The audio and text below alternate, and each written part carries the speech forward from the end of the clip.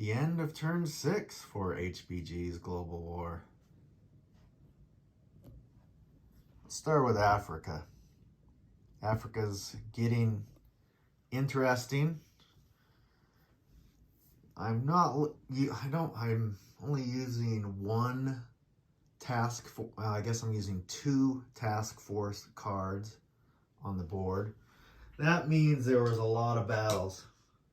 When you don't need task force cards, a lot happened. So turn 6 in this game was actually better than turn 5. And I think last turn I said turn 5 is generally the best turn. But this was a good turn. Italy's breaking out, I guess. Actually, they're definitely breaking out now that I look at it more, because those tanks are rolling through. And it's always fun when whoever has tanks rolling through an empty Africa always has a good time. So Italy's gobbling up territories. In fact, if you look, because the Germans are in there with the Kriegsmarine, they're going to get into Upper Egypt this turn. So the UK had to go full defense. Although the UK is going to take Iraq next turn, it's going to become pro-allied on turn 7. UK does not have enough money to build a tank every turn. UK does not have enough money to build a military base down there. They're just starting to tread water. However, we do have a problem for Italy. There's about 15, 16, 20, 15 to 20 Allied units in there. Italy had to scorch their factory and scorch their bases. They can't possibly hold it. Italy built 7 infantry on Rome and 3 in Africa. So Italy is not doing great. I don't think they're going to be dropped because, well, we'll see. Who knows? That's so many turns away. Can never predict anything. Germany is being landed on. Germany can take neither spot because here the attack power is 15 infantry, 4 artillery, and a bomber. Germany's too busy with their planes in Russia. Germany always has to make that choice. Do their planes go to Russia or do their planes go to France? And when they're in Russia, France is in trouble. And when they're in France, Russia's doing well. So you have to make the trade. Russia, however, has been abandoned. And I don't think I ever abandon a capital.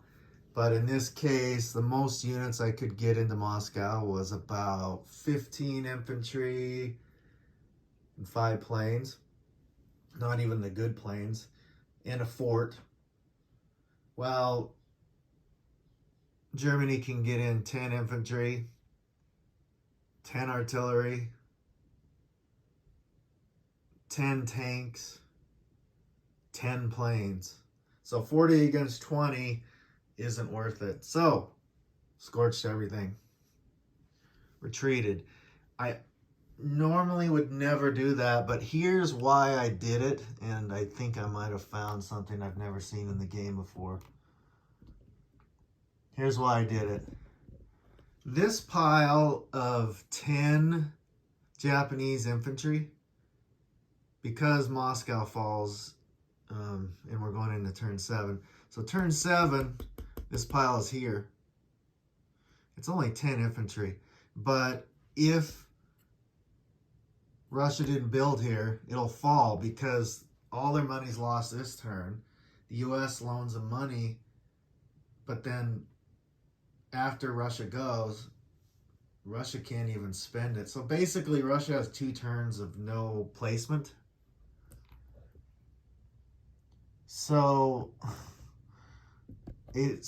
because this can fall, I even had to build a fortress here, and it doesn't look like I needed it right now when you just see 10 infantry coming.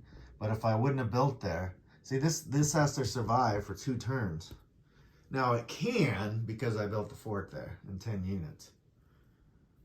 But Japan could bring over enough planes where they could have dropped it. Without the fortress there, who knows? Japan might still try. Probably not because of other reasons, but I had to abandon Moscow. Now, Germany, of course, has cleanup. They've still got to go take Stalingrad. Then they got to come down and take the Middle East. Then they got to come down and take Cairo. I don't know if any of that's going to happen. Japan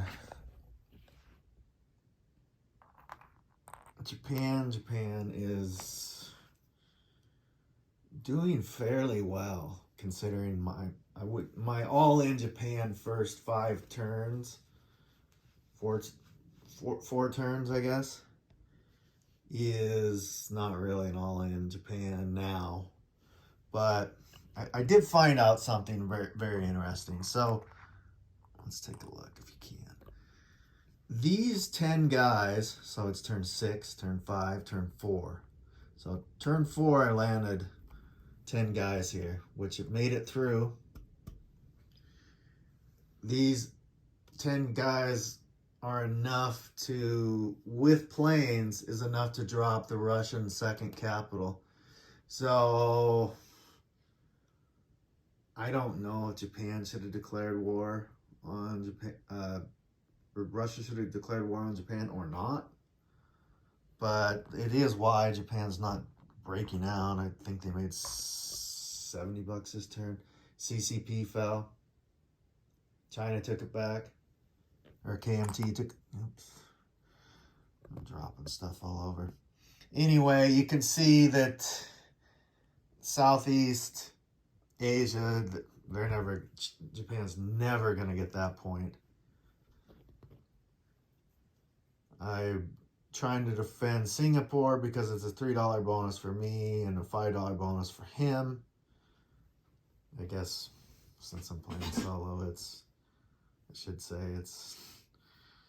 there's a lot of money in here. What would that be? That'd be a 7 plus 5, $12 swing. And I'm holding on to this military base. The Anzacs are building in Siam, which you never see. But you got to be careful because it is on the shorelines. You can see that China's kind of running out of steam. And Japan's making tiny gains.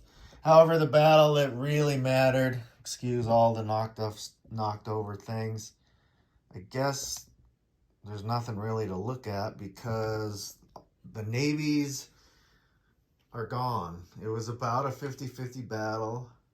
Japan survived with 2 veteran fighters. Japan also lost, 3 veteran fighters this turn and every single last one of their other vets. So I guess there's only 2 vets to tell any tales left. And that's these gold medal winners. Also, Japan is they did take this bonus. Turns out the New Guinea military base is it's too attractive of a target. So here is the new Navy for the U.S. Japan can't take it. Now my all-in Japan strategy, again, it's 3 sub chasers, a sub, and a destroyer is not an all-in Japan strategy, but it is necessary because Moscow is going to fall. I don't want to deal with the Germans down here collecting money, getting chilly. I'm going to take care of it in 1 turn by doing something I don't want, which is building a attack medevac transport and 2 Marines to take care of South America with 2 heavy bombers. Getting that out of the way, turn 7. Don't have to worry about it. But that's a huge distraction. This could all be against Japan. That's 28 plus 6, 28 plus 12 is what, 40 bucks? $40 that I didn't use against Japan. And I'm committed to building 6 infantry every turn to call up here.